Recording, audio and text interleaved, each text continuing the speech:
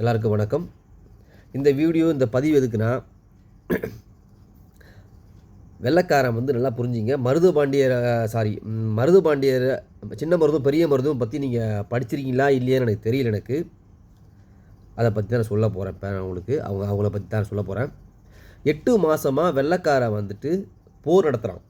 பிடிக்க முடியல சின்ன மருதும் பெரிய மருதும். அப்போ என்ன பண்ணுறான், கூட இருக்கிறவன் இந்த மாதிரிலாம் சொன்னால் அவங்க வரமாட்டாங்க. அவங்க நீங்கள் ஒன்று பண்ணுங்க, காளையார் கோயிலை நான் இடிக்கிறேன்னு சொல்லுங்கள், அறிவிப்பீங்க.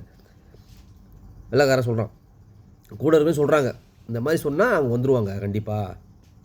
அப்போ என்ன பண்ணுறாங்க மருதுபாண்டியர்கள், காளையார் கோயிலை அவங்களே பேசி முடிவு பண்ணி இடிக்க வேணாம், நாங்களே சரணடைகிறோம் அப்படின்னு சொல்கிறாங்க.